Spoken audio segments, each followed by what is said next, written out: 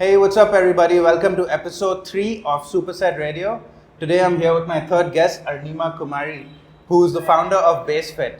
And it's crazy that Arnima and I go way back. We met for the first time back in 2017 in college when I was I think in my first year in BCom. I think she was in her second year. Yeah. And our lives panned out really differently. I ended up working in marketing in a startup that's just like one road away from Arnima's gym. How did that happen? How did you end up starting BaseFit? How did all of that? Yeah, so after college, I was always into training. I've been Sure. training since I was in class 8 or 9. I wasn't completely doing strength training or weight training, but I was still doing regular movements. I was going for running and all those sport activities. I used to play sports, badminton, rugby, hockey, all these sports I used to play. And then when I was in college, I used to mostly run and lift weights. And for 2 years after college, I kept working. I worked in a marketing firm. I did advertising back then. And while I was doing that, I was also freelancing. I was also learning. I was doing my certification ACE. And I was also learning about, how to take sessions. And I was also interning in different gyms to get some more experience.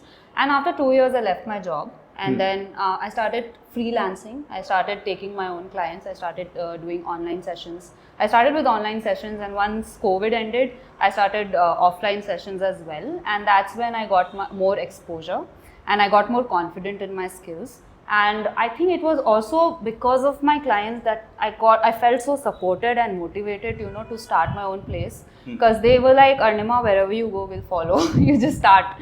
Because if you're freelancing at a gym, you have certain rules that you have to follow.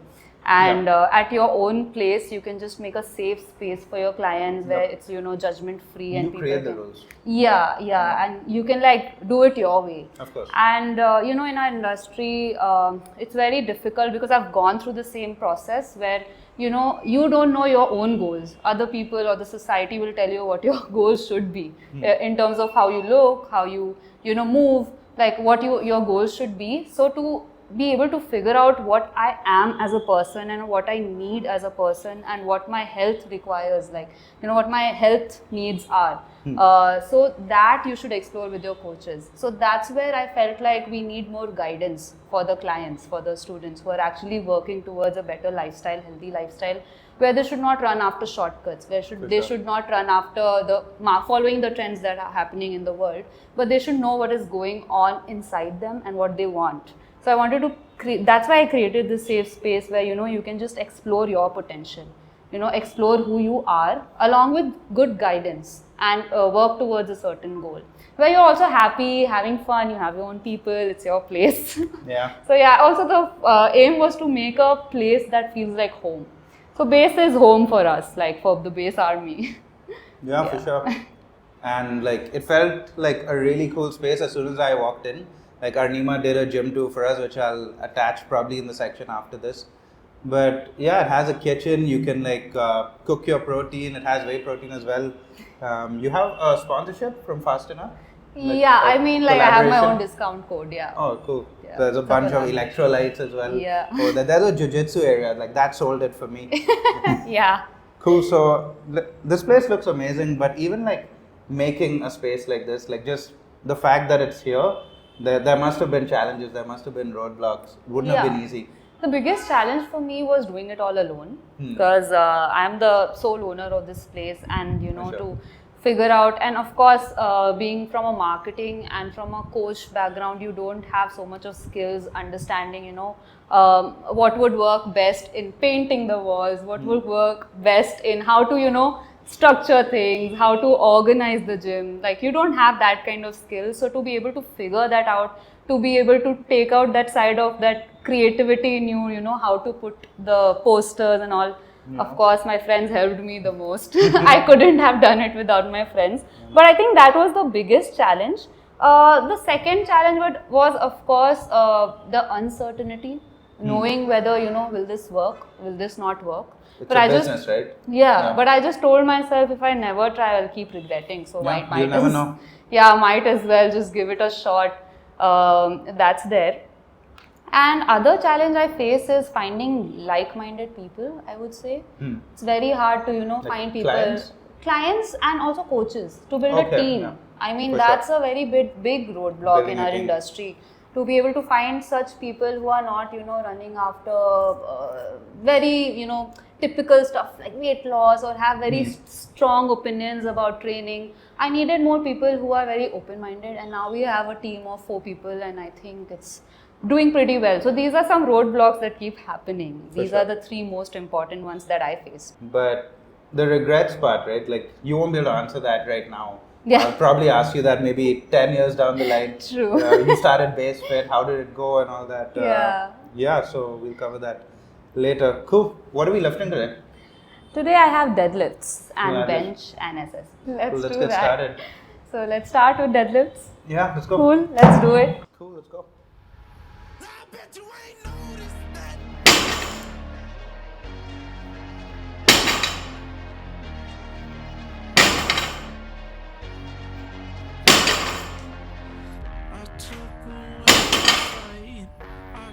How much are you working up to today?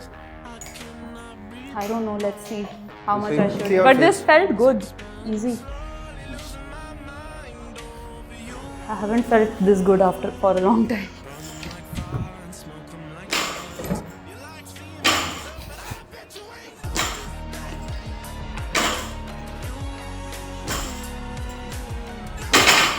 So like when I started base, since I was doing it all alone, like and also because I've bootstrapped this place, so I didn't hire anyone to help me out.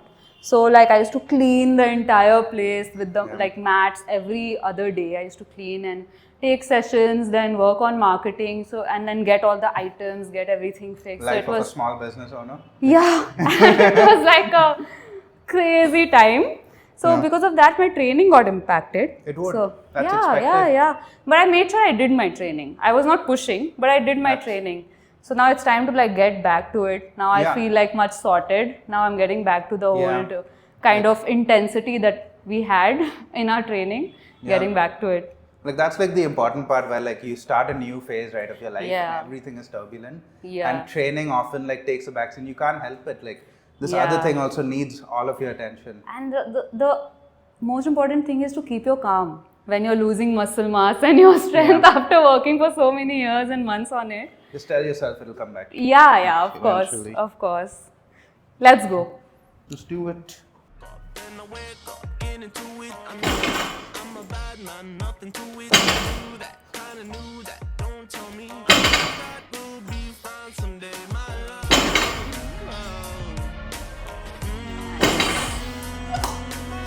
You kind of grip it like this, no? And then you put it on the fingers, like your hands. How do you place it? I do a double over, but only leading up. My main sets I do over under. Okay. No, but like how do you place your fingers? Can you tell me? Yeah, it's not a hook grip for sure. Okay.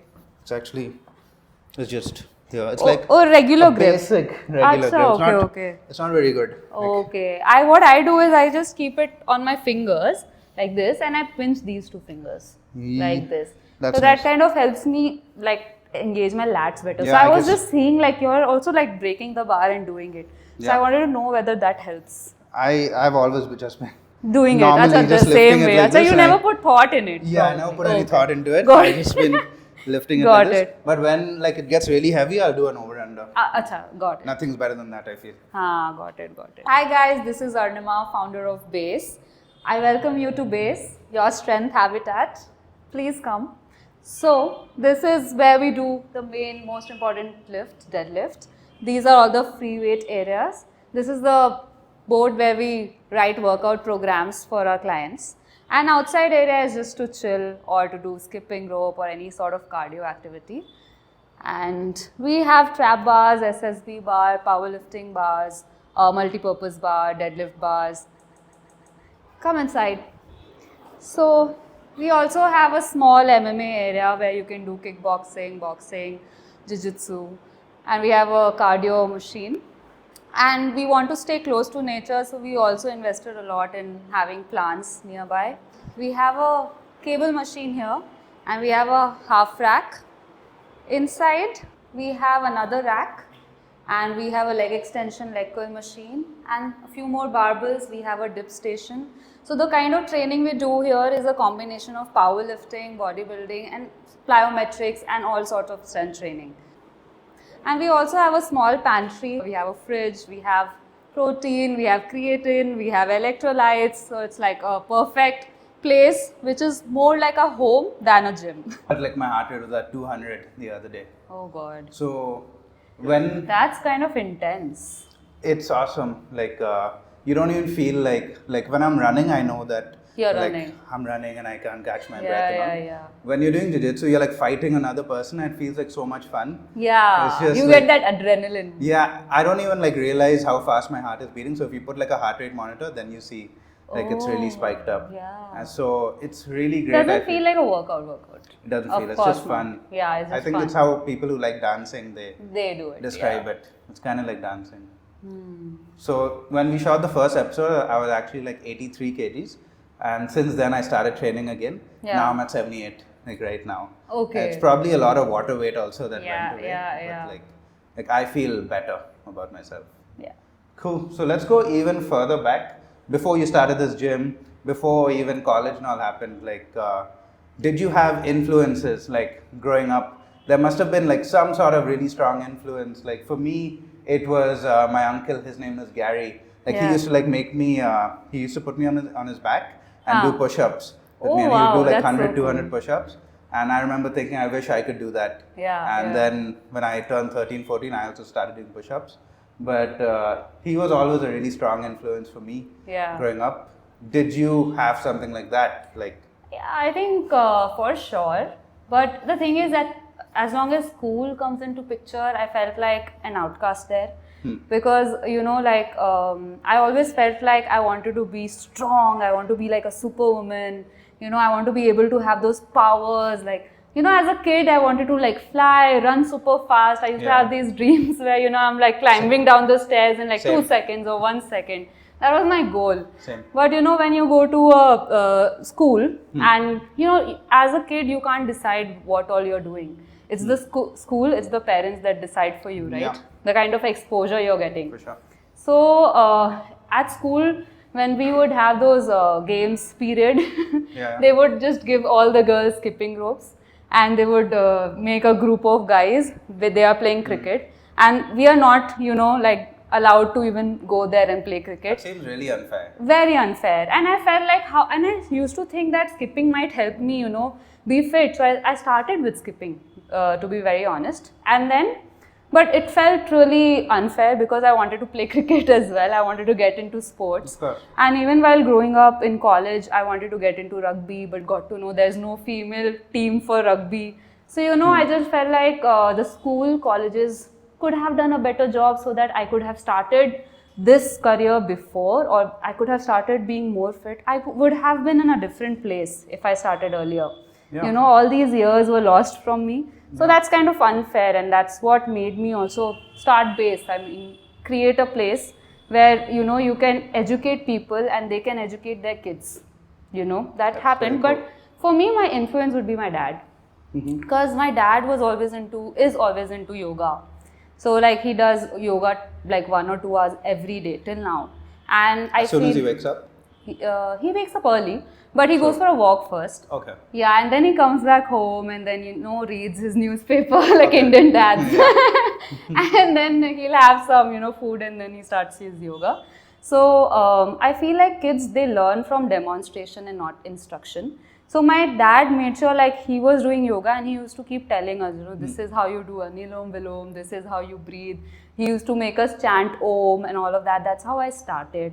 And then he taught me how to do Surya Namaskar. So I Yeah. thought like, okay, that would help me feel. That's my favorite yoga pose. Yeah, Surya I Namaskar. thought that would make me powerful and strong. So I used to Yeah. I started doing 100 Surya Namaskars every day in the That's morning. a lot of Surya Namaskar. Yeah, after running, I used to do that. So I think my influence would be my dad, but I still feel schools, people, parents, please do a better job at influencing your kids for Yeah. this, because we lacked that. We really lacked that, especially as females, Yeah, like I feel the same way. Honestly, like even though I had the opportunities, there wasn't just enough sports. I went to Yeah. an all boys school, and you could like take part in as many sports, but like dude, if we had powerlifting as a sport in school, imagine like I would have started like way earlier, and I would like if you could add those marks to every subject that I failed, just add those. Powerlifting would be cool. Like you have wrestling, right? Abroad, wrestling programs. Right. You can use that to get into college. Right. But we don't have those. We options. didn't have that option. But the reason I asked you that is because there had to be like a really strong reason, right, to just like be doing this in your 20s, starting a gym, and it would be because like many years ago, decades ago, there would have been strong reasons for you to like think this way. Yeah, like of course, like because of not getting that opportunity, I felt that rage. That why am I being held back? In a way that, you know, because I haven't gotten the opportunities that I could have gotten because I wanted them. So I felt kind of rebellious. Even if anybody would say anything, I would like snap back. Oh, you saying that because I'm a girl? You know, I felt very rebellious. Sure. But since a kid, I knew that I wanted to be a businesswoman, you know, like when I was like going to college, I told my dad, I don't want to study, like, can I start my business now? I'm already 19. He's no, you need so to after like the first year of college is done, and you're home for like that semester break, and then again I got into MBA college, but then I didn't join because I told my dad, you keep that money, I'll ask that money before when I need it for my business. Capital. And then I thought like why not do something that is close to my heart. I was so into fitness. I had that strong urge to be strong, that's it. That strong urge to, you know, be powerful and be a superwoman, and I still have that. Like, you know, the ability to do things, push your potential, the ability to not have that limit in yourself, like, you know, to explore that thing. So I thought probably doing a business in the same line would really benefit me, because it will be like my whole life. So that's really cool that you mentioned like the urge to be strong, because that's not something you usually hear. Like for me, I know that if I'm in a life or death situation, say like worst case scenario, something heavy falls on me, I know I can probably like lift that off of me, get out of it.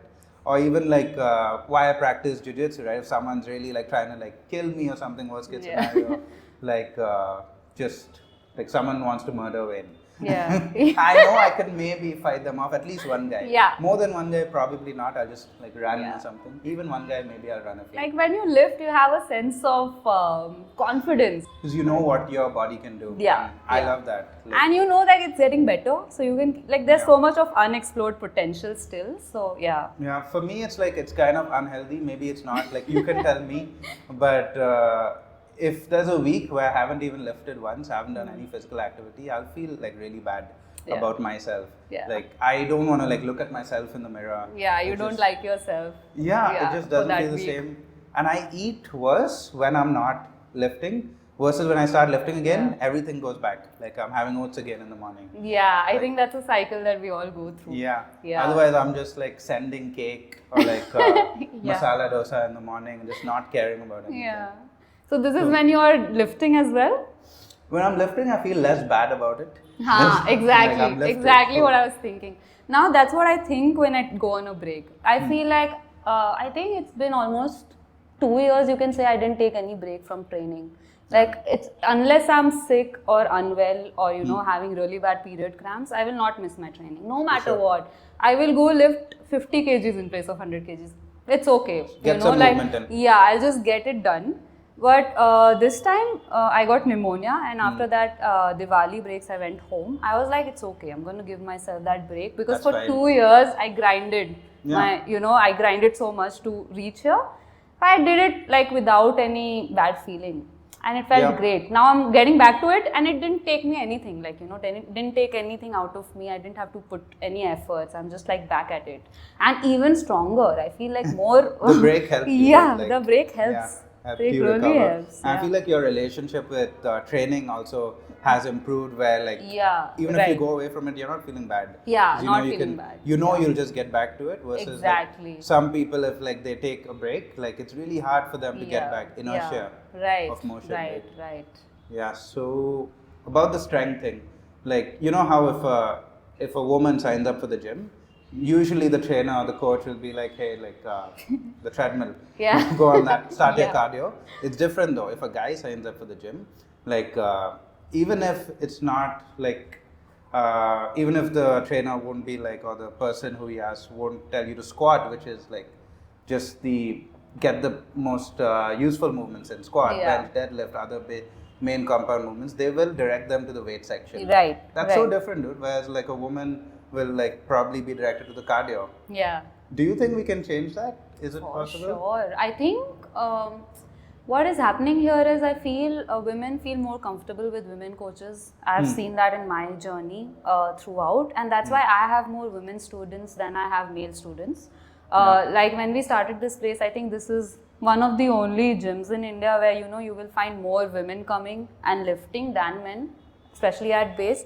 I feel that kind of when I first saw the Instagram page, now I know it's wrong. I thought it was a female-only gym. Yeah, right. And I feel like if we make the gyms more inclusive, like with more female coaches, train them a certain way, and of course, influence of parents and people and schools, very important, very important in the system. Yeah, I think that would really help if we have an inclusive place where we have more female coaches as well, and then people can learn, how to live with each other in the gym and train without having the feeling, oh, he's a male coach, I cannot train with him. I'm saying from a female's point of view also, because right now, like I've hired a team of people and mostly they are male trainers, right? Yeah. And females, they will come and they'll be like, no, I want a female coach. Then I have to tell them that no, that this has changed. Like now men are also understanding more about periods and menstrual health, and they also know, like, that training is very important for women. Like there's nothing limiting us anymore. So I think having more inclusive place where we can educate women also as well as men how to live with each other and train in the same place. I think that kind of will really help. Small It'll take steps. years though for like any. But it has to start at school and parents. The entire ecosystem would have to change. Yeah. But I'm hopeful, I'm optimistic, like our generation, the next generation could bring about some real change. For sure. Cool. Talking of strength, let's get back to lifting, deadlifts. What do we have? Let's go.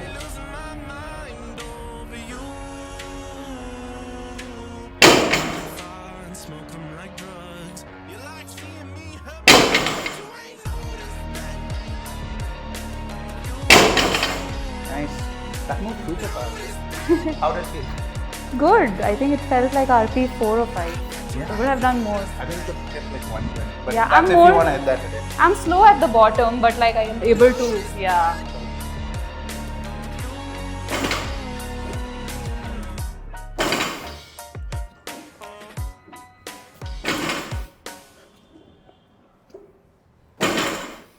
So I got these shoes for deadlifts, but I still feel like I'll just go back to Chuck Taylor's Converse. Yeah. I don't know. I haven't made up my mind yet if these are really helping me. They're like wrestling shoes, but deadlift. Are they feeling like making you feel stable? They are, but I know what you mean. It's little off. When I wear Converse, I feel like I'm one with the ground. Yeah. And then I just lift it. Yeah, even I have deadlift shoes, but I feel the same way. They also look like this, but maybe if I take the sole out, it might be better. But you can try that. A little bit thinner. Do you approach training men in your gym differently versus training women? Do you approach training women in a different way? I don't think so. I think it's pretty much the same for both of them. Okay. But with women, you just have to be more informed about their period cycle. Sure. Because that's the most important concern every month, with them. And also to, make them feel comfortable that, especially when you deadlift, sometimes you leak. So creating that safe space for them and keeping them informed that, these are the things that happen to women when they lift. So that's the only thing. Other than that, the way we program, the kind of exercises they do, it's all the same. The kind of, the way they progress, it's all the same.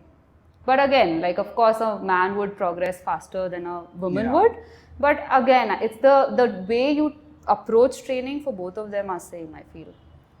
So like I've heard that like upper body strength, men are like way ahead. Yeah. That's right? true. That's true. Men are like built, structured, but lower body strength versus lower body, if you compare that, women are like as strong as any man. That's actually true.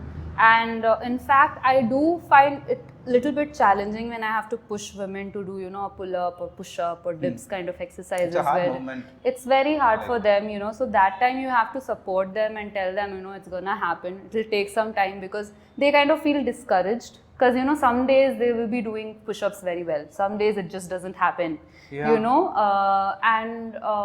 for men, of course, you have to push them to do a little bit of squats and like movements more. So I've had such stories also where I had to push the male client to do squats and like movements more, and female clients to do upper body movements more. And once I feel they feel comfortable about, doing that area of training, it gets easier. For sure. In the beginning, you do have to guide them that, you have to make sure you're equally stronger overall. Cool, yeah. For me, like, dude, I love squatting Yeah. and deadlifting. Like, yeah. I've never cared much about bicep curls. I'll do it once or twice, just like make sure, like my arms are still, like, whatever they are. But like that's what I come to the gym for. Just a good set of deadlifts. Like my day is sorted. Yeah. Then masala dosa after that. Perfect. Good deadlift. But like that's also like just something that's been instilled in me since I was 16, 17. Like, so also like in a sport and powerlifting, like these are the main 3 movements. So I try to get good at that. You've been coaching for like a couple years now, maybe longer than that? It's been it's going to be 6 years. 6 years, Yeah, that's since I'm like more than coaching half a people. decade. Yeah, because I started coaching right after college. Okay. Yeah, and then after 2 years, I started getting into it full time. Like I got into it full time. So you were working in a marketing job and also coaching freelancing at the same time. Because you knew that you also some point wanted to dive into this. Yeah, Well, yeah, it's pretty useful. And now it's basically like how you earn your bread and butter. Yeah, right? that's pretty true. much it. That's true. But also like the industry, we know it's not perfect. Would you want to change it? Like what do you think would change in the entire coaching scene? At least let's not start with the entire world, just in India. What do you think should change? I think it would work a lot if we could, make it more personal for people, make them understand people more. Like if somebody comes to you to get trained, you should know what they actually look for and what their requirements are before, already telling that, okay, you should do strength training, Unless you know the person, what he's going through, what kind of injuries he's dealing with, health conditions. I think there's a need to be more personal and more human about the training for sure. Yeah. And again, like now we have many centers that have different kind of specialities. So if you want to get better at calisthenics or if you want to get better at certain stuff like athletic kind of training, so you have centers for that. So I think to be able to match the right fit and to be able to explore everything also, to be able to understand what you want. I think that would really help. And from the gym's point of view, if we kind of collaborate more than compete, that would really help. And one more thing I think would be the discount mindset that people have. Yeah. Like they view training as something, I'll get a membership in 10K for full year. Yeah. I think that kind of is unfair. If you expect a good level of good quality of training, you need to pay. So I feel like we need to create an industry where training is valued. Training is as considered a high involvement product and not a product where you just buy it because it's cheap. So I feel like that is required. We need to actually not push discounts so much, and we need to push the value more. Yeah, for sure. Yeah. Like you don't think about like stuff like that when, say for example, if you're buying a new iPhone or you're buying like a computer or something or anything else, like just the worst case scenario, you have to go to the hospital, you wouldn't maybe like ask for discounts there, maybe you would see with your insurance provider. Right. But as soon as you think of the prevention of all of this, just good health, exercise. That's what, like when you have to buy iPhones or cars, that's a high involvement product. You spend way more expensive than training in a gym. Yeah, and you spend so much time choosing. But when it comes to training, you just think of it like a candy. Like this is Candyman, this is Kacha Mango Bite. This is cheaper, I'll buy this. Like it has to be a high involvement product now. So I think that has to change for sure.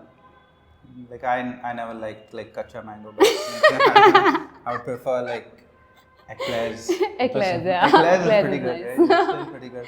But like why discount one of the most important things for you? Exactly. You have a marketing background. Yeah. And you have to market this gym. Like I also work in marketing, but it's really different. It's B2B.